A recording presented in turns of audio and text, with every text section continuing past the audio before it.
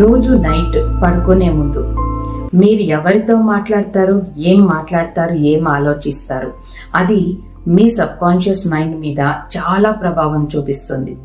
దాన్ని బట్టే మీకు వచ్చే కలలు, దాని నుంచే ఎర్లీ మార్నింగ్ మళ్ళీ నెక్స్ట్ డే మీరు లేచినప్పుడు మీలో ఉన్న ఎమోషన్స్ అన్నీ డిపెండ్ అవుతుంది.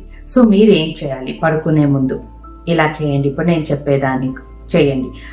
పొద్దున్నుంచి ఈరోజు నేను ఎవరినైనా బాధించినట్లయితే, హర్ట్ చేసినట్లయితే నా మనసులో నుంచి ప్రతి ఒక్కరికి క్షమాపణలు కోరుతున్నాను.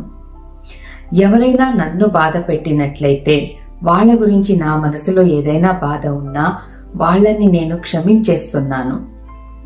నా లైఫ్లో ఈరోజు పొద్దున్నుంచి ఎవరెవరిని నేను చూశానో అందరినీ నేను ప్రేమిస్తున్నాను. వాళ్ళందరూ చాలా బాగుండాలి యూనివర్స్. వాళ్ళ కష్టాలనంతా దూరం చేసి వాళ్ళకి ఏం కావాలో వాళ్ళకి ఇచ్చేవా.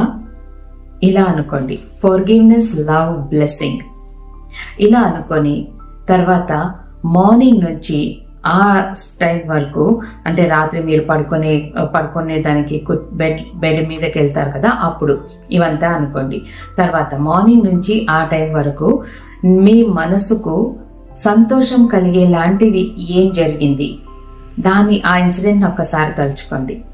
ఒక ప్లెజెంట్ స్మైల్ రాని మీ మొహంలో, అదే స్మైలింగ్ ఫేస్తో thank you universe, thank you ఇంతవరకు నువ్వు నాకు ఏమేమి ఇచ్చావో, ఎంత ప్రేమనిచ్చావో, ఎంత ఆరోగ్యాన్ని ఇచ్చావో, ఎంత డబ్బునిచ్చావో, ఎంత ప్రశాంతతనిచ్చావో, ప్రతి ఒక్కదానికి థ్యాంక్ యూ అని చెప్పుకొని అలాగే పడుకొని మనసులో I'm sorry, please forgive me, thank you, I love you అని ఒక్కొక్క పదాన్ని అనుభవించి చెప్పుకోండి.